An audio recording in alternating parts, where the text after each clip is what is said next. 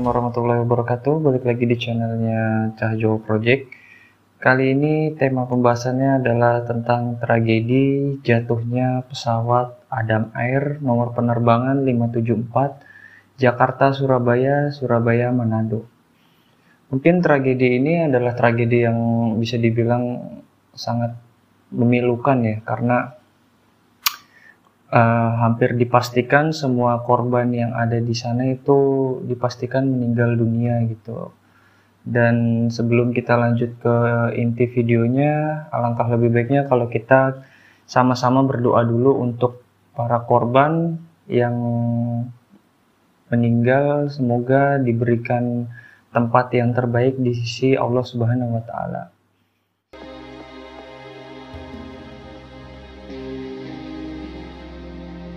Oke, langsung aja ke inti dari videonya. Tragedi jatuhnya pesawat Adam Air di perairan Majene, Sulawesi Barat. Pesawat Boeing 737-400 dengan nomor penerbangan DHI-574 yang melayani rute penerbangan Surabaya Manado di Bandara Juanda, Surabaya pada Senin 1 Januari 2007 pukul 5.59. Pesawat tersebut lepas landas dengan mengangkut 102 orang. Diperkirakan pesawat tersebut mendarat di Bandara Samratulangi Manado pukul 8.14 atau 16.14 WITA. Namun, tiba-tiba pesawat tersebut hilang kontak. Komunikasi terakhir adalah pada pukul 15.07 waktu Indonesia bagian tengah atau 07.07 UTC. Saat itu diduga pesawat naas ini berada di sekitar Ratempau Tator. Pesawat PK KKW ini hilang dari pantauan radar pada ketinggian 35.000 kaki, ujar Ketua KNKT. Dalam keterangan pers di gedung Departemen Perhubungan Jalan Medan Merdeka Barat, Jakarta, tanggal 25 bulan 3 tahun 2008, rekaman flight data recorder atau FDR dan kokpit voice recorder CVR baru ditemukan dan diangkat pada 27 dan 28 Agustus tahun 2007.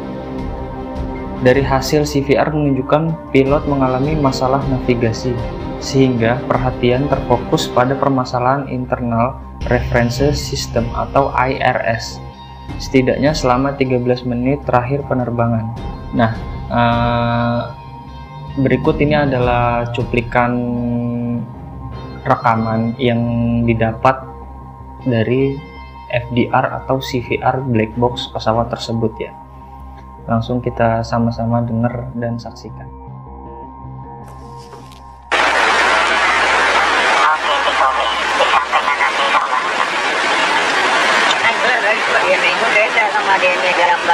Iya. Ngaco dia tetap. Ngaco deh. Udah mulai kapal bambu deh. Ini kata saya mainnya deh. Jadi berapa ya? Zero 7 ya? Ya. Ini ringan dan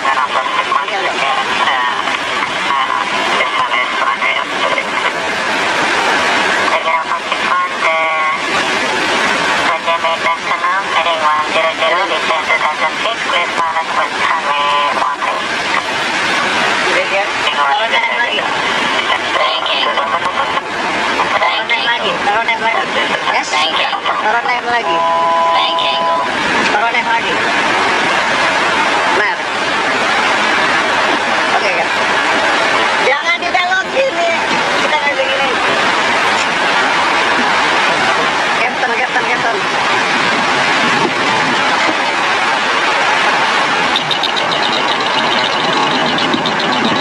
Harus kan. Ya.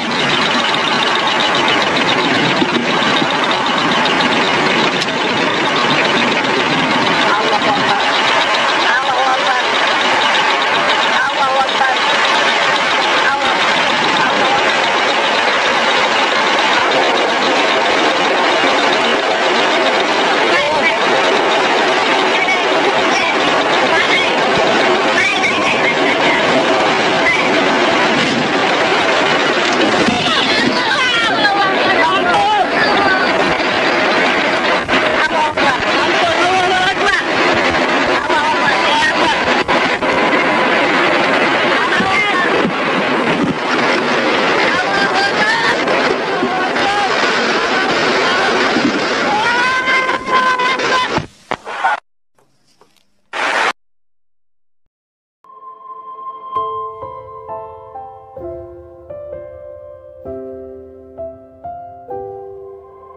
Akibatnya, pilot Kapten Revi Agustian Widodo dan co-pilot Yoga hanya memberi perhatian minimal pada flight recruitment dan lainnya, termasuk identifikasi dan usaha melakukan koreksi.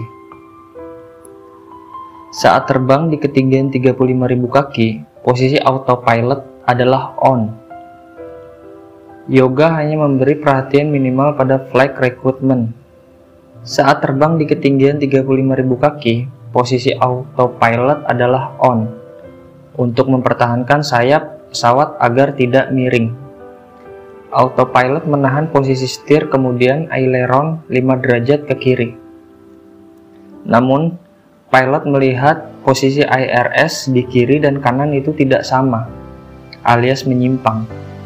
Lalu kru memutuskan memindahkan IRS ke kanan dari posisi NAV atau navigation ke posisi ATT atau AT2. Hal semacam ini biasa dilakukan saat di darat. Tetapi autopilot malah jadi off atau descended. Pesawat pun perlahan miring ke kanan. Terdengar alarm peringatan autopilot mati di ruang kokpit. Tapi tak lama bunyi itu menghilang. Diduga tidak sengaja dimatikan oleh pilot dan co-pilotnya. Perhatian mereka berdua berfokus untuk mengoreksi IRS. Karena autopilot mati, seharusnya dikemudikan secara manual oleh pilot. Namun mereka tidak sadar kalau autopilotnya itu mati. Jadi pesawat terbang tanpa kendali, kata investigator KNKT Marjono. Lalu Marjono menjelaskan, bila IRS bermasalah, pesawat masih bisa terbang. Apabila alat ini bermasalah, maka sebaiknya tidak usah diotak-atik dan menghubungi tower bandara, imbuh Marjono. Dan setelah kejadian tersebut, tiba-tiba terdengar bunyi back angel sebanyak 3 kali, yang merupakan peringatan bahwa pesawat telah miring ke kanan melewati 35 derajat. Ketika bank angel 100 derajat dengan pitch attitude mendekati 60 derajat nose down, pilot tidak berusaha memiringkan pesawat ke sisi sebaliknya untuk menyeimbangkannya. Ya mungkin pas di kondisi ini gue sih berpikirnya positif ya. Mungkin pilot dan co-pilotnya itu panik. Ya, wajar lah, manusiawi. Mau siapapun itu, mau dia udah senior apapun, kalau dalam kondisi seperti ini, gue yakin pasti panik dan nervous gitu. Tidak terdapat tanda-tanda kedua pilot dapat mengendalikan pesawat secara tepat dan seksama. Sesudah peringatan bank angel berbunyi, KNKT menyebut kecelakaan terjadi sebagai kombinasi beberapa faktor, termasuk kegagalan kedua pilot dalam intensitas memonitor instrumen penerbangan. Khususnya dalam 2 menit terakhir penerbangan, burung besi itu pun meluncur ke bawah dengan kecepatan 330 meter per detik atau sekitar 1050 km per jam. Bisa dibayangin, 1050 km per jam. Jadi dia tuh menungkik gitu. Jadi kayak yang mungkin awalnya tadinya miring, terus dia nungkik ke bawah itu dengan kecepatan 1050 km per jam. Kita aja kalau naik motor aja atau naik mobil itu di jalan tol paling cepat berapa sih? Perbandingannya ya ngebut-ngebutnya ya paling 200 atau ya 250 lah. Itu juga udah berasa kencang banget. Mereka belum menyadari kemiringan pesawat lantaran kemiringan terjadi sangat perlahan, yakni 1 derajat per detik. Kepanikan pun menyergap kedua pilot itu ketika menyadari pesawat miring. Jangan dimiringin, jangan dimiringin. Teriakan terdengar dari ruang kokpit. Keduanya sempat membuka buku Quick Reference Handbook yang tersedia pada chapter 11. Tapi sayangnya mereka hanya membaca judul tanpa melakukan prosedur yang tertera dalam buku tersebut, ujar KNKT. Upaya mengendalikan pesawat pun terlambat dilakukan. Bahkan salah satu bagian pesawat patah. Burung besi itu pun menghujam ke perairan Majene dengan kecepatan yang sangat tinggi. Sebelum sampai di dalam air, pesawat itu pun pecah karena berat jenisnya lebih besar daripada berat jenis air. serpihan pesawat banyak yang tidak mengambang. Saat itulah nyawa 85 orang dewasa, 7 anak-anak, 5 balita, 4 awak kabin, serta pilot dan co-pilotnya melayang. Jasad mereka terkubur di dalam laut dan sampai saat ini tidak berhasil ditemukan. Jadi ya mungkin kalian di tahun itu pernah lah mendengar, karena beritanya itu sangat-sangat heboh ya kan. Lagi-lagi maskapai Adam Air gitu yang mengalami insiden kecelakaan tersebut. Lagi-lagi ya gue tekankan di sini, ini mungkin memang sudah rencana dari Tuhan atau Yang Maha Kuasa. Dari pihak KNKT pun juga sudah membantah tentang isi rekaman FDR atau CVR yang bocor ke publik. Mereka membantah kalau rekaman itu ternyata adalah rekaman yang hoax. Tapi yang menariknya lagi, ada info bahwa salah satu istri dari pilot, gue lupa entah itu kapten atau co-pilotnya, itu dia mengklaim bahwa dia tuh yakin betul kalau suara yang didengar atau yang ada di dalam rekaman itu tuh bener-bener memang suara suaminya ya.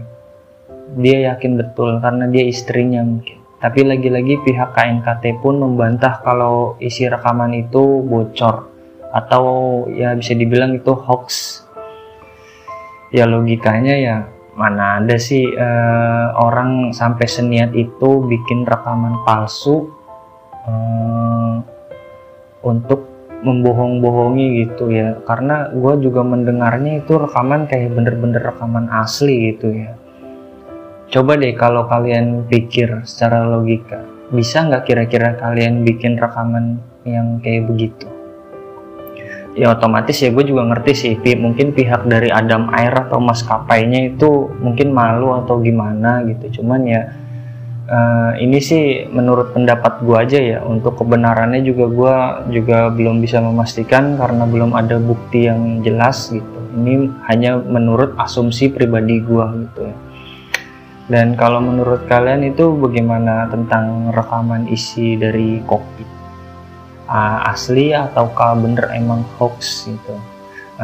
Teman-teman bisa komen di kolom komentar ya tentang pendapat kalian tentang isi dari rekaman video kokpit tersebut ya. Lagi-lagi gue sampaikan, semoga para korban mendapatkan tempat yang indah di sisi Tuhan, amal ibadahnya diampuni, dan keluarga yang ditinggalkan mendapatkan ketabahan.